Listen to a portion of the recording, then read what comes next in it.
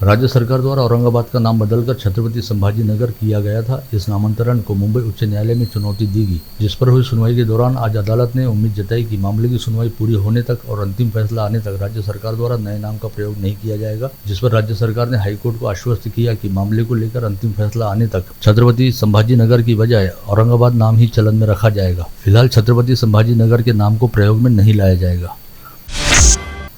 लोक सेवा आयोग के जरिए चयन होकर राजपात्रित अधिकारी बनने का सपना प्रत्येक मेहनती व मेधावी युवा द्वारा देखा जाता है। साथ ही राजपात्रित अधिकारी के तौर पर चुने जाने के बाद आगे चलकर प्रशासकीय अधिकारी का दर्जा मिलने की सुप्त इच्छा भी होती है। ऐसा ही मौका अब राज्य के 17 राजपात्रित अधिकारियों को मिलने जा रहा है। केंद्र सरकार के निवेदन पर राष्ट्रपति भवन से जारी अधिसूचना के चलते राज्य के 17 अधिकारियों को IAS अधिकारी बनने का दर्जा बहाल होने जा रहा है। आज आषाढ़ी एकादशी पर्व के उपलक्ष्य में महाराष्ट्र के आराध्य पंढरीनाथ यानी पांडुरंग विठ्ठल की सर्वत्र विशेष पूजा अर्चना हुई। साथ ही भगवान विठ्ठल रुक्मिणी का दुग्ध अभिषेक करते हुए उन्हें नाना प्रकार के व्यंजनों के भोग अर्पित किए गए। श्रद्धालुओं का उत्साह आज सवेरे से देखने मिला और पूरा दिन शहर में हर और जय हरि विठ्ठल पांडुरंग विठ्ठल की अनुगूंज सुनाई देती रही।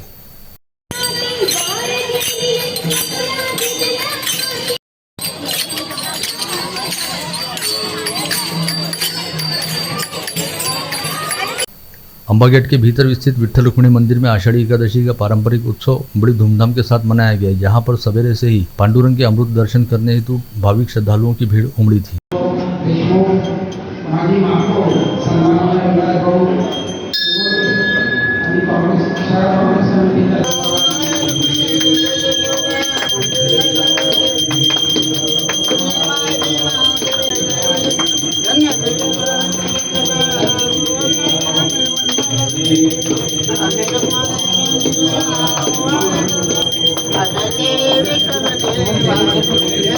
पन्नालाल नगर के विठ्ठल रुक्मिणी मंदिर में आज सवेरे विशेष अभिषेक रखा गया। वहीं दहीसात के पुराने विठ्ठल मंदिर का सभागार भाविकों से पट गया था।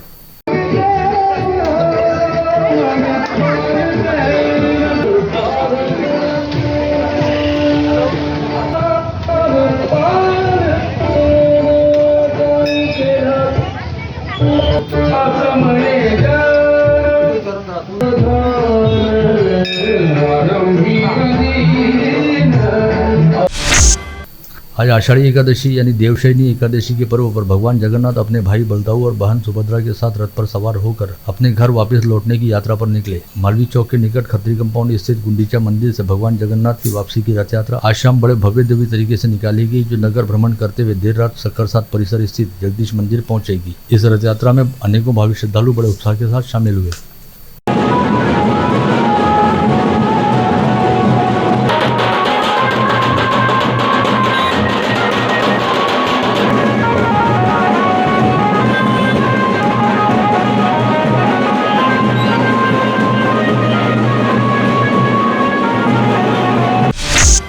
अमरावती शहर से जिले में आज मुस्लिम समाज बंधुओं द्वारा अपनी धार्मिक मान्यताओं के तहत आज बड़े हर्षोल्लास के साथ ईद उल अजहा यानी बकरीद का त्यौहार मनाया गया, जिसके तहत ईद की नमाज अदा करने के बाद कुर्बानी की रस्म पूरी की गई। आज सुबह हाथीपुरा परिसर स्थित मस्जिद मिस्किन शाह मियां से ईदगाह मैदान के लिए नमाजियों का काफिला रवाना हुआ और सुबह 8 बजे हैदरपुरा ईदगाह में ईद उल अजहा की सामूहिक नमाज अदा की गई। नमाज के बाद अमन व शांति के लिए दुआ की गई, जिसके उपरांत सभी समाज बंधुओं ने एक दूसरे को ईद की मुबारकबाद दी और सभी ने अपने अपने घर जाकर कुर्बानी की रस्म अदा की।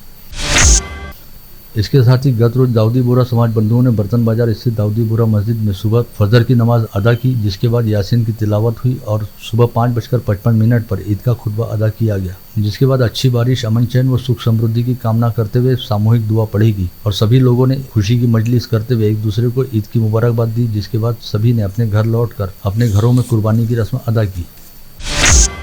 MUHS विद्यापीठ अंतर्गत ली जाने वाली BSc नर्सिंग की परीक्षा के लिए शहर के सैकड़ों विद्यार्थियों को बारिश के दिनों में दरियापुर की बजाय अमरावती में ही परीक्षा केंद्र दिए जाने की मांग की जा रही थी। पूर्व पालक मंत्री सुनील देशमुख सहित युवक कांग्रेस व NSUI के प्रयासों से विद्यार्थियों की ये मांग विद्यापीठ ने मंजूर करते हुए उन्हें अमरावती शहर में ही परीक्षा केंद्र दिया है।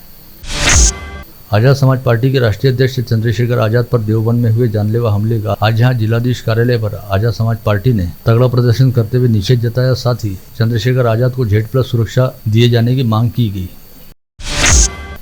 हाल ही में अकोला से तबादले पर नासिक जिले के दिंडोरी भेजे गए उपविभागीय अधिकारी नीलेश अपार को 40 लाख रुपए की रिश्वत लेते हुए भ्रष्टाचार प्रतिबंधक ब्यूरो के दल ने रंगे हाथ गिरफ्तार किया। पता चला है कि अकोला में एसीबी के हत्थे चढ़ने से नीलेश अपार 2-3 बार बच गए थे, लेकिन दिंडोरी जाने के बाद अपने पहले ही सौदे में अटक गए और एसीबी के दल ने उन्हें रंगे हाथ गिरफ्तार किया। मध्य रेलवे के भुसावल विभाग के रेलवे सुरक्षा दल ने गुरुवार को चलती ट्रेन में 2 नकली टिकट निरीक्षकों को रंगे हाथ पकड़ा, जिन्हें आगे की कार्रवाई के लिए रेलवे पुलिस के कब्जे में दिया गया। पुलिस आयुक्त नवीन चंद्र रेड्डी के विशेष दल ने पेट्रोलिंग के दौरान वलगांव और बडनेरा थाना क्षेत्र में चलने वाले 2 वर्ली मटका अड्डों पर छापा मारकर 13 जुआरियों को गिरफ्तार किया और 36,480 रुपये का माल जब्त किया। इसके साथ ही विशेष दल ने खोलापुरी गेट थाना क्षेत्र के रूपेश जुआर के घर पर छापा मारकर देशी शराब की खेप जब्त की। साथ ही राजापेट थाना क्षेत्र में गोरक्षण के पास दुपहिया वाहन से विदेशी शराब को अवैध रूप से बिक्री के लिए ले जाए जा रहे युवक को पकड़ा। लिफ्ट देने के बहाने 60 वर्षीय राहगीर को लूटने वाले एक आरोपी युवक को कोतवाली पुलिस के दल ने गिरफ्तार किया। पकड़े गए आरोपी का नाम परेश नांदुरकर बताया गया है। एक दिव्यांग महिला के कर्ज संबंधी प्रस्ताव को वापस भेजे जाने का कारण बताते हुए कर्ज उपलब्ध नहीं कराने उल्टे धमकाने वाले कैनरा बैंक के अधिकारी शिव प्रसाद दुब्बल गुंडे के खिलाफ दिव्यांग व्यक्ति अधिकार संबंधी अधिनियम के तहत अपराध दर्ज किया गया है।